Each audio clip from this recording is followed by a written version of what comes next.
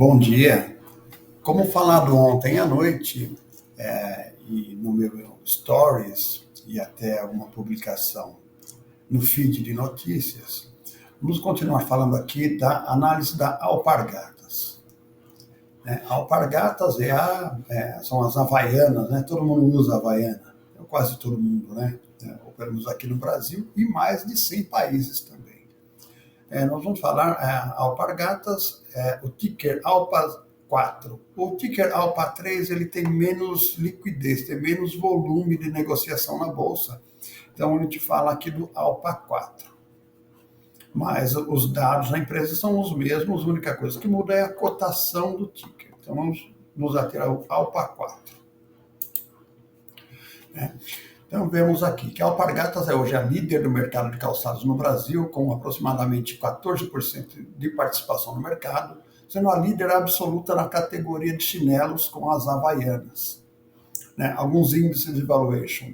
O P por VP, que é o preço dividido pelo valor patrimonial, é 1,96, ou seja, o valor patrimonial da empresa a gente está pagando 96 centavos a mais, sobre o valor patrimonial. É um percentual bastante pequeno, às vezes nós vemos aí múltiplos de 5, 6, 7, 10, 12 vezes.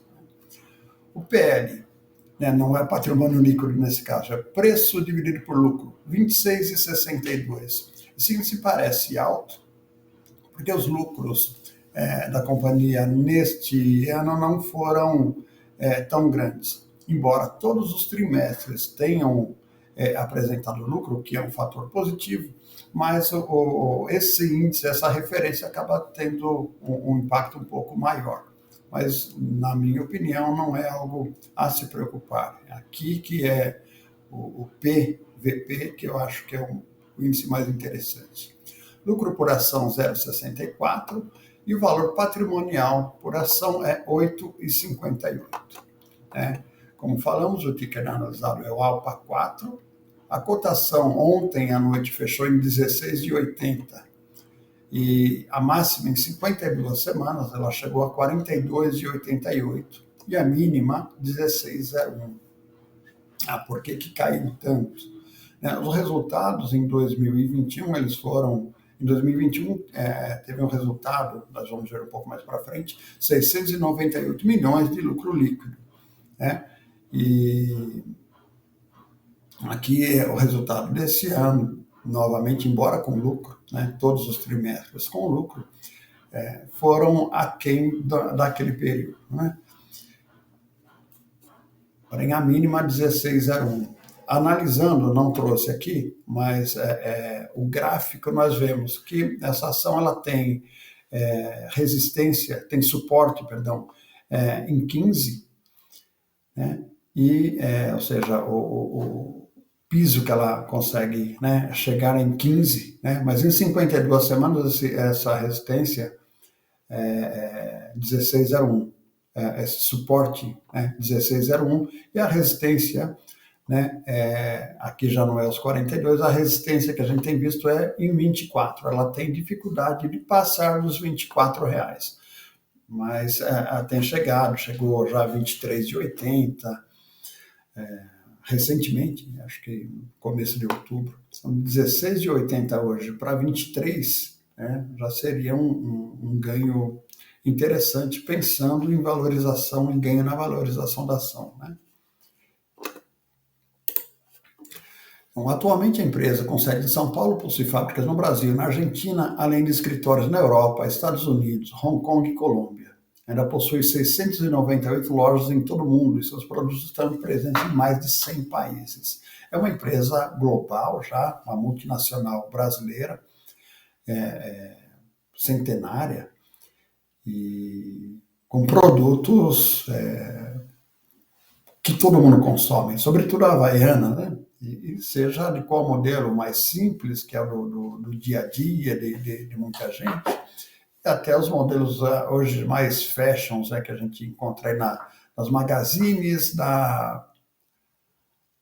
da marca, né, as lojas Alpargatas, lojas Havaianas que a gente vê nos shoppings, né, mas o chinelo tradicional a gente vê em vários supermercados e vários pontos de venda por aí, ou seja, é um produto bastante popular e então bem consumido por todos.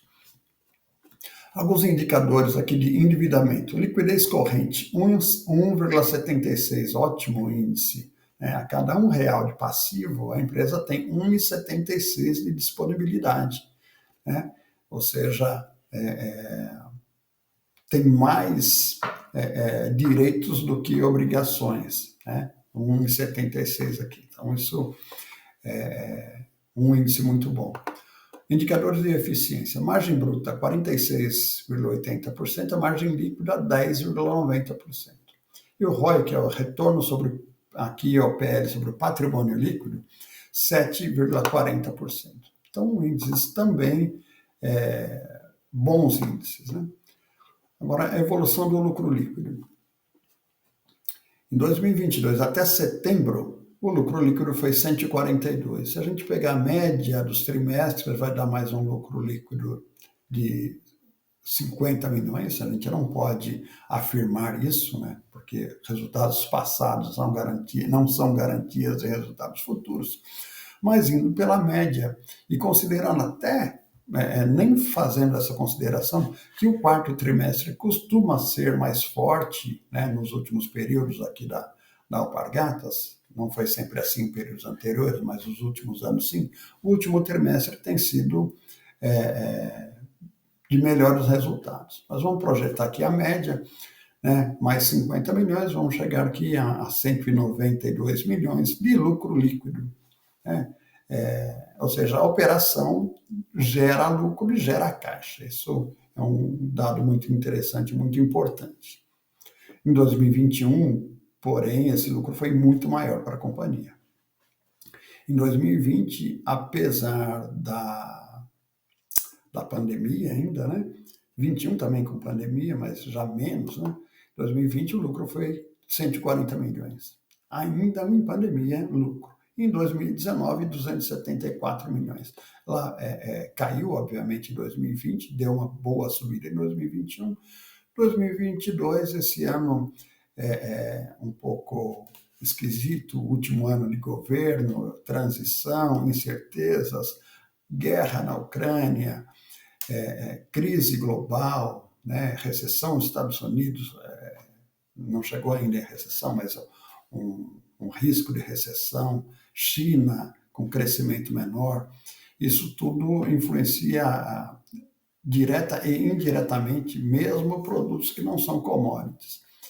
E impactou aqui um pouco o resultado, né?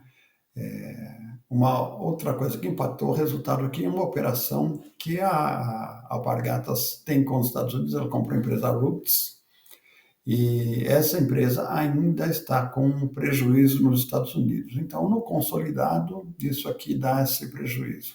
A operação totalmente Brasil continua com ótimos resultados. Aqui é o último slide, a gente fala aqui quais são as marcas. Então, Havaianas, né, a principal marca, a Roots nos Estados Unidos e a do Pé. Pessoalmente, eu não conheço essa do Pé. Né? Os pontos positivos. A receita líquida da companhia totalizou cerca de 1 bilhão e 100 milhões de reais, alta de 10% ante o mesmo período do ano passado, 12% em moeda constante. Desse valor, cerca de 1 bilhão veio das Havaianas. Né? Também um crescimento de 10% em comparação anual, ou seja, ela mostra crescimentos, isso é um ponto muito positivo. Outro ponto positivo é que ela é uma empresa líder em seu segmento, com lucros recorrentes, menores, como mostramos no quadro anterior, mas são recorrentes os lucros. Ou seja, está sempre gerando caixa, não demonstra que, pelo menos com os números atuais, não tem menor sinal de, não, essa empresa vai quebrar, ela está ruim das pernas. Não, são lucros recorrentes, ou seja, aumenta o caixa a cada período. Né? E ela tem um potencial de valorização da ação a médio e longo prazos muito grande, justamente porque ela está com preço aqui próximo à média histórica dos últimos 52, das últimas 52 semanas, né? Ou seja, muito distante da média do topo histórico. Com resultados aparecendo, a tendência é dessa valorização. Algumas casas de análise estimam aí o preço-alvo a 24 a 28 reais, né, o preço da ação, né? Mas isso, cada uma tem uma metodologia, que a gente acredita sim que tem espaço para esse crescimento. E recentemente, agora, há 2, 3 semanas, ele já chegou a próxima a 23 reais a cotação. Para chegar novamente não é muito difícil. Vai ser o quê? Depende muito desse quarto trimestre e, sobretudo, como vai começar o novo governo, né? E o ano de 2023. A gente tem expectativa de que, pelo menos, o ano de 2023 vai ser um ano melhor aí para a nossa economia, porque tudo que é o novo, apesar desse não ser um governo novo, né, mas é a volta de um anterior, gera aí uma certa expectativa. O cenário está um pouco, né, conturbado aí entre os bolsonaristas e os petistas, mas pensando em economia, a nossa economia real, a gente tem que pensar nos nossos investimentos, e independentemente de lado, né? E por isso eu acredito ainda que 2023 vai ser um bom ano para a gente. Para frente não sabemos, 2023 acredito que sim. Os pontos negativos, como destacado aqui sobre a RUPS, né? Então a empresa ainda mostrou dificuldade nas suas operações no exterior. Sobretudo então com a RUPS nos Estados Unidos, que teve uma redução na venda na comercialização desses produtos. Os Estados Unidos estão subindo juros para conter a inflação. O cenário lá não está tão positivo, mas Estados Unidos, historicamente, não atravessam crises por longos períodos. A gente acredita aí que ao longo de 2023 também vai ter aí uma boa recuperação. Mas ela mostrou dificuldade nas suas operações no exterior e viu uma queda, então, no volume de vendas no Brasil no terceiro trimestre, no volume de vendas, mas notamos aqui que na receita não. Ela vendeu menos, mas com mais faturamento, né? Ela sofreu um aumento nas despesas de produção, né? Nós tivemos aí algumas altas aí na inflação, embora a deflação nos últimos trimestres, né? Julho, agosto e setembro, mas a deflação foi causada, sobretudo, aí pelo preço, né, do petróleo, né, da gasolina, então, que é o maior insumo de várias empresas, né? Afeta também, inclusive, no transporte, né, na logística dos produtos, na cadeia geral.